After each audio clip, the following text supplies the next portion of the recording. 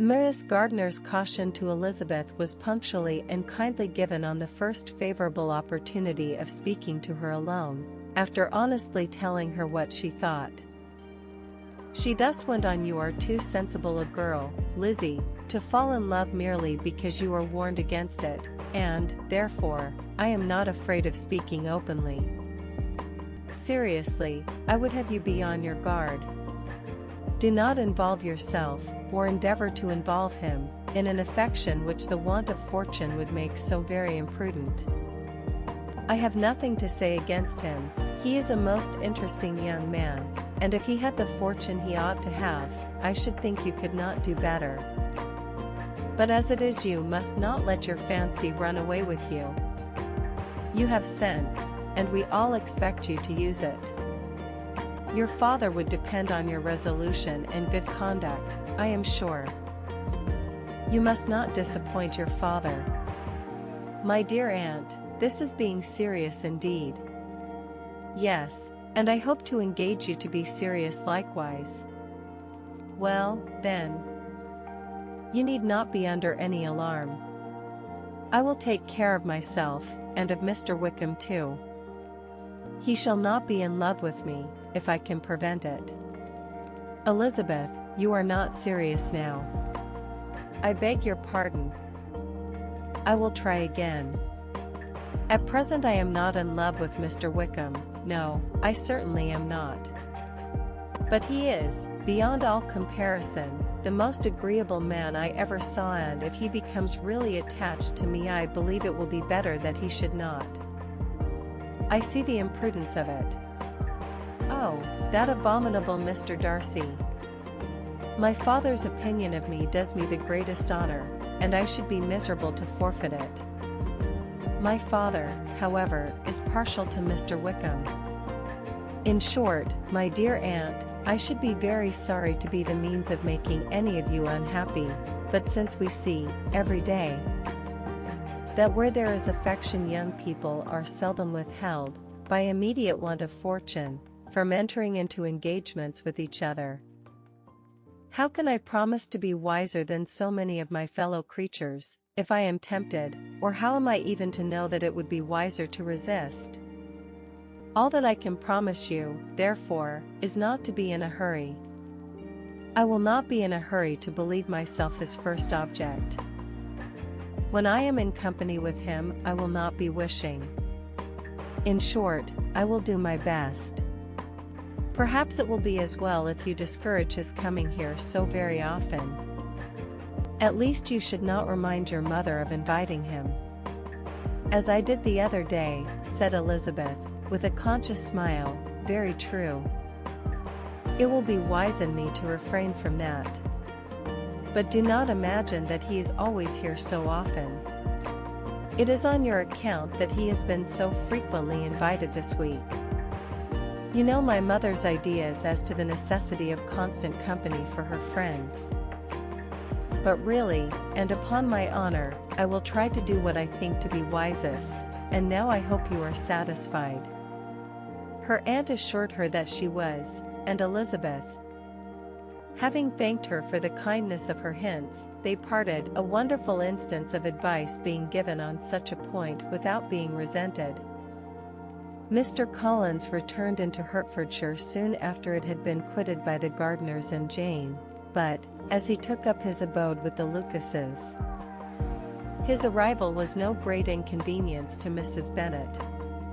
His marriage was now fast approaching, and she was at length so far resigned as to think it inevitable, and even repeatedly to say, in an ill-natured tone, that she wished they might be happy. Thursday was to be the wedding day, and on Wednesday Miss Lucas paid her farewell visit, and when she rose to take leave, Elizabeth, ashamed of her mother's ungracious and reluctant good wishes, and sincerely affected herself, accompanied her out of the room. As they went downstairs together, Charlotte said, "I shall depend on hearing from you very often, Eliza." "That you certainly shall. And I have another favor to ask. Will you come and see me? We shall often meet, I hope, in Hertfordshire." I am not likely to leave Kent for some time. Promise me, therefore, to come to Hunsford." Elizabeth could not refuse, though she foresaw little pleasure in the visit. "My father and Maria are to come to me in March," added Charlotte, "and I hope you will consent to be of the party." "Indeed, Eliza, you will be as welcome to me as either of them." The wedding took place, the bride and bridegroom set off for Kent from the church door. And everybody had as much to say or to hear on the subject as usual. Elizabeth soon heard from her friend, and their correspondence was as regular and frequent as it ever had been. That it should be equally unreserved was impossible. Elizabeth could never address her without feeling that all the comfort of intimacy was over, and, though determined not to slacken as a correspondent, it was for the sake of what had been rather than what was. Charlotte's first letters were received with a good deal of eagerness. There could not but be curiosity to know how she would speak of her new home, how she would like Lady Catherine, and how happy she would dare pronounce herself to be, though, when the letters were read, Elizabeth felt that Charlotte expressed herself on every point exactly as she might have foreseen. She wrote cheerfully, seemed surrounded with comforts, and mentioned nothing which she could not praise. The house, furniture, neighborhood, and roads were all to her taste, and Lady Catherine's behavior was most friendly and obliging. It was Mr. Collins's picture of Hunsford and Rosings rationally softened, and Elizabeth perceived that she must wait for her own visit there, to know the rest. Jane had already written a few lines to her sister, to announce their safe arrival in London, and when she wrote again, Elizabeth hoped it would be in her power to say something of the Bingleys. Her impatience for this second letter was as well rewarded as impatience generally is. Jane had been a week in town, without either seeing or hearing from Caroline. She accounted for it, however, by supposing that her last letter to her friend from Longbourn had by some accident been lost. "My aunt," she continued, "is going tomorrow into that part of the town, and I shall take the opportunity of calling in Grosvenor Street." She wrote again when the visit was paid. And she had seen Miss Bingley.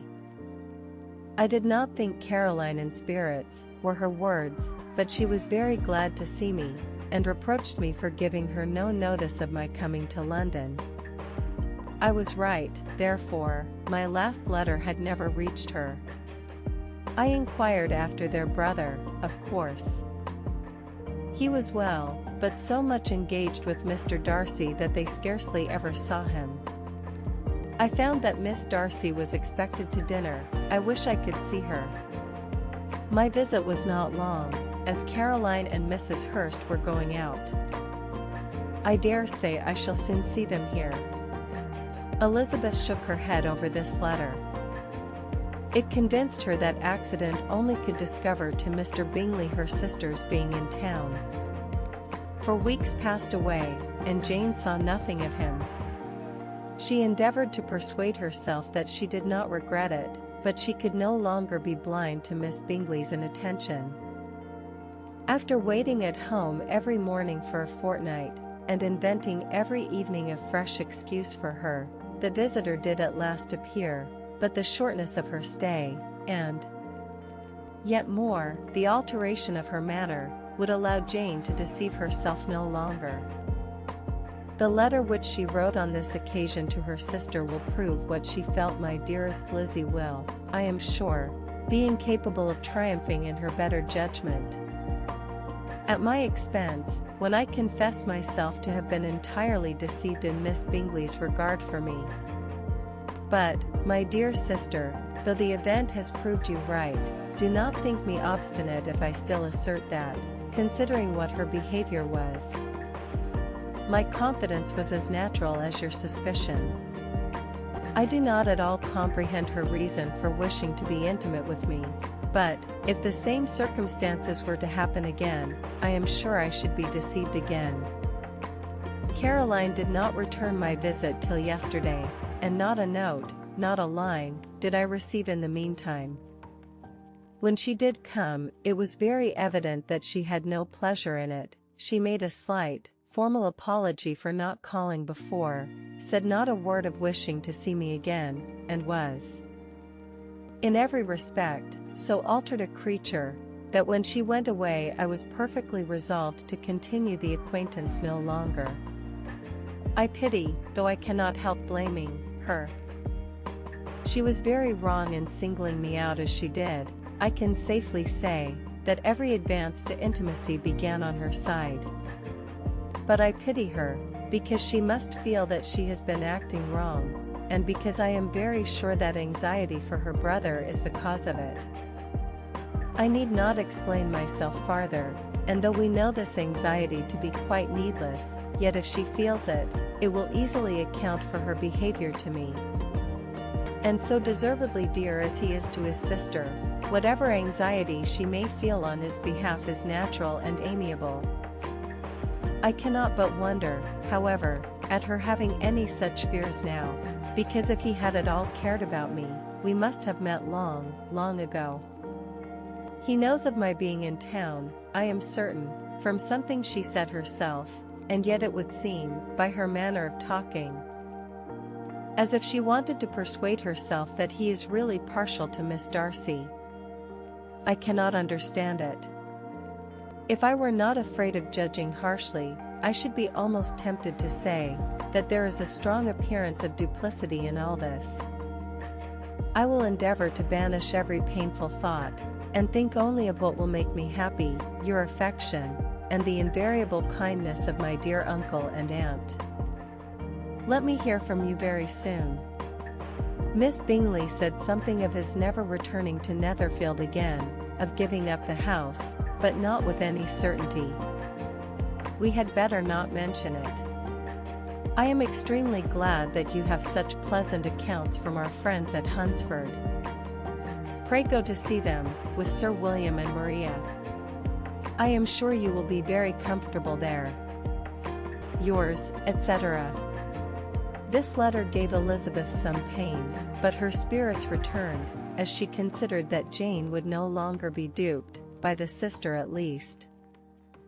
All expectation from the brother was now absolutely over. She would not even wish for any renewal of his attentions. His character sunk on every review of it, and, as a punishment for him, as well as a possible advantage to Jane, she seriously hoped he might really soon marry Mr. Darcy's sister, as, by Wickham's account, she would make him abundantly regret what he had thrown away. Mrs. Gardiner about this time reminded Elizabeth of her promise concerning that gentleman, and required information. And Elizabeth had such to send as might rather give contentment to her aunt than to herself. His apparent partiality had subsided, his attentions were over, he was the admirer of someone else. Elizabeth was watchful enough to see it all, but she could see it and write of it without material pain.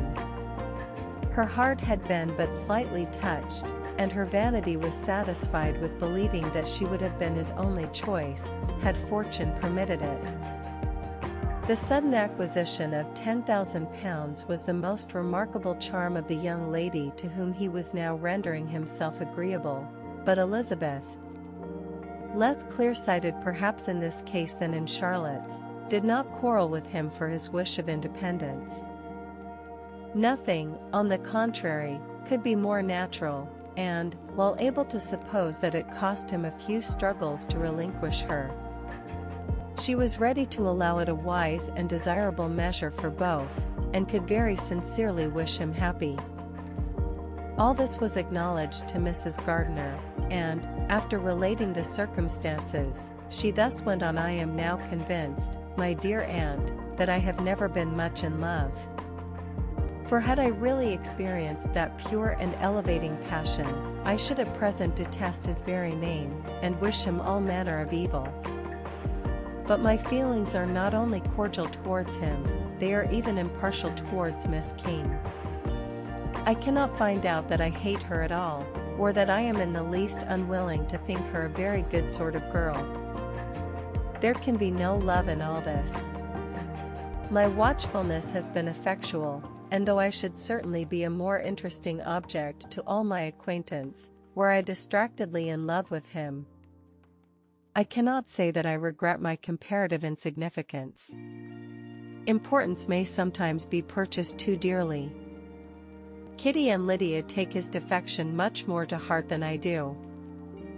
They are young in the ways of the world, and not yet open to the mortifying conviction that handsome young men must have something to live on as well as the plain,